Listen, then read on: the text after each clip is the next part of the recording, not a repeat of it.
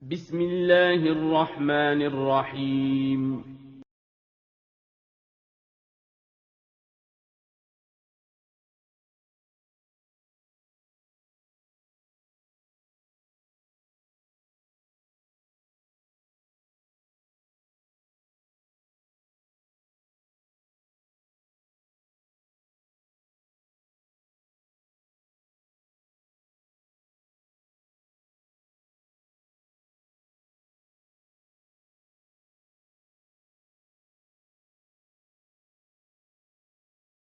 Bismillahirrahmanirrahim.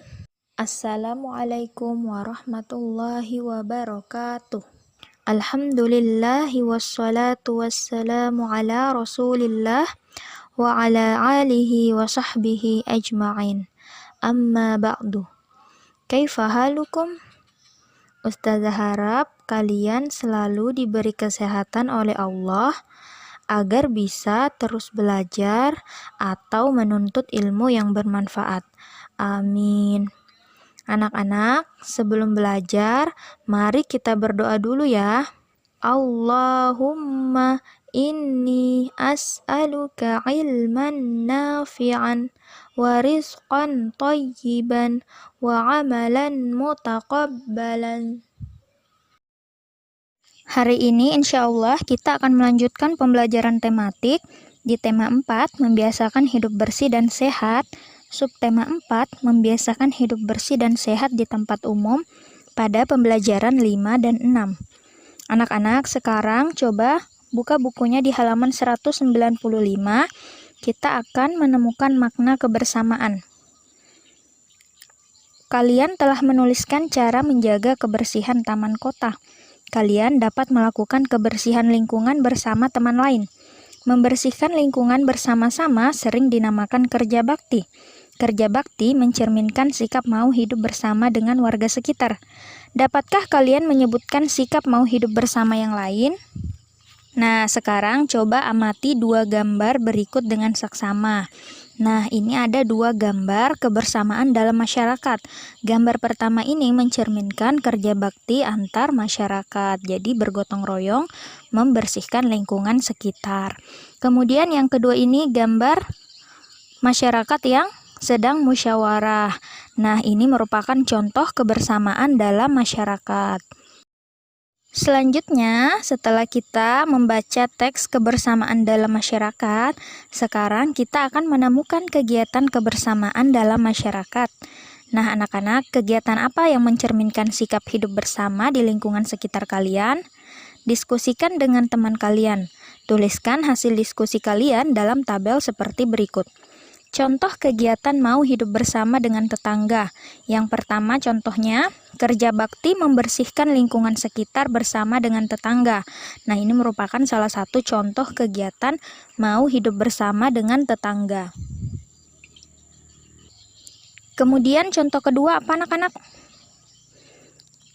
Ya, misalnya contoh kedua itu menaati aturan yang berlaku di daerah sekitar. Jadi itu merupakan contoh kegiatan mau hidup bersama dengan tetangga.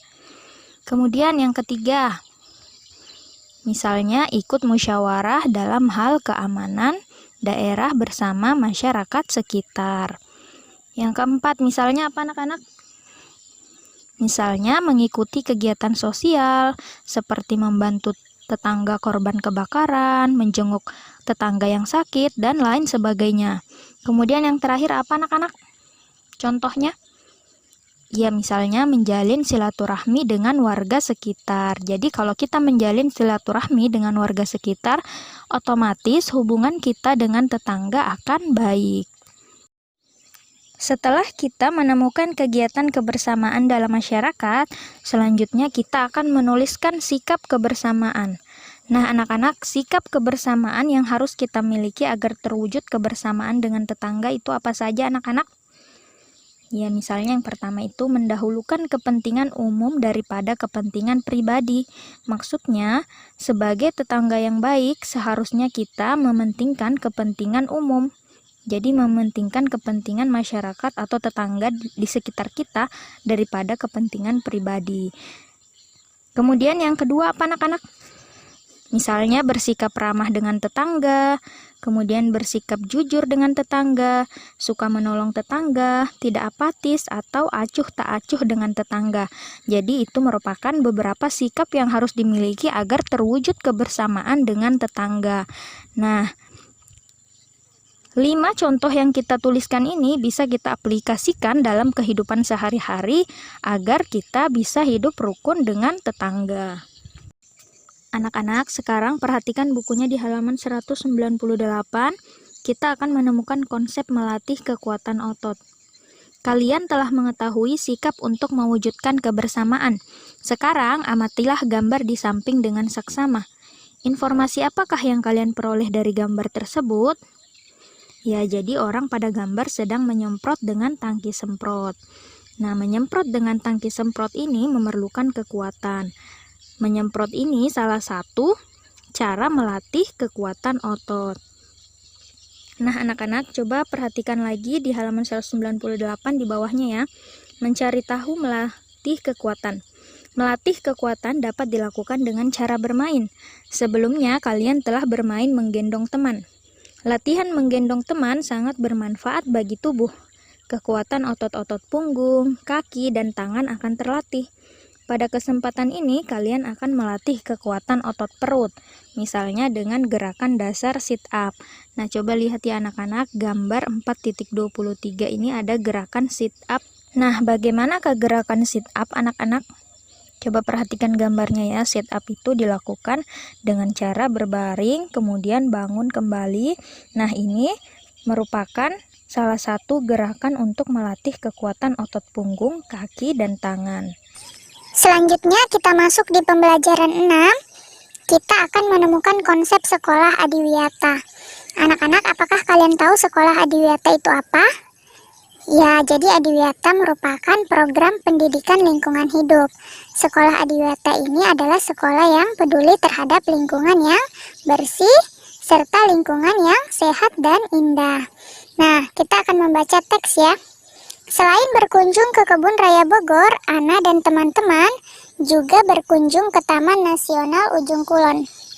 Taman Nasional ini merupakan kawasan cagar alam yang dilindungi. Kelestarian flora dan fauna. Kelestarian flora dan fauna harus dijaga. Flora dan fauna dijaga agar tidak rusak dan punah. Jika flora dan fauna rusak serta punah, kehidupan manusia akan terganggu. Misalnya, kebakaran hutan sangat mengganggu kesehatan. Asap dari kebakaran hutan dapat menyebabkan banyak penyakit, bahkan dapat menyebabkan kematian. Banyak cara yang dapat dilakukan untuk melestarikan flora dan fauna. Hentikan pembakaran dan penebangan hutan secara liar. Hindarilah perburuan liar. Dengan demikian, hutan akan tetap asri. Hewan di hutan tidak punah. Kehidupan dan kesehatan manusia tidak terganggu. Nah, anak-anak, apakah kalian tahu flora dan fauna itu apa? Ya, jadi flora adalah alam tumbuh-tumbuhan. Jadi semua yang berkaitan dengan tumbuh-tumbuhan disebut dengan flora. Kemudian fauna itu apa? Ya, fauna itu adalah dunia hewan. Selanjutnya kita akan mengamati pola bangun ruang. Nah, anak-anak, coba amati taman di halaman sekolah. Ana dan teman-teman merawat taman di halaman sekolah. Ada yang menyiram bunga, ada juga yang merapikan pot bunga. Perhatikan gambar di samping. Ahmad membawa pot bunga yang berbentuk tabung. Tabung juga dikenal dengan silinder. Tabung merupakan contoh bangun ruang. Tabung bisa disusun sehingga membentuk pola tertentu. Perhatikan gambar berikut. Nah, coba lihat ya anak-anak, ini adalah gambar taman yang dibuat dengan pola barisan tabung. Pola bangun ruang dapat juga dibentuk dari 2 atau lebih bangun ruang. Perhatikan contoh pola bangun ruang berikut. Nah, coba lihat ya anak-anak, ini ada contoh beberapa pola barisan bangun ruang. Yang pertama, pola tabung, kemudian balok, tabung, balok, kemudian tabung, balok, dan tabung, balok. Kemudian pola yang kedua, ada pola tabung, kubus, balok, dan seterusnya. Kemudian yang ketiga ada pola tabung, balok, tabung, dan seterusnya. Jadi itu merupakan contoh beberapa pola barisan bangun ruang. Sekian dulu video hari ini, semoga apa yang Ustazah sampaikan bisa dipahami dan bermanfaat untuk anak-anak semua.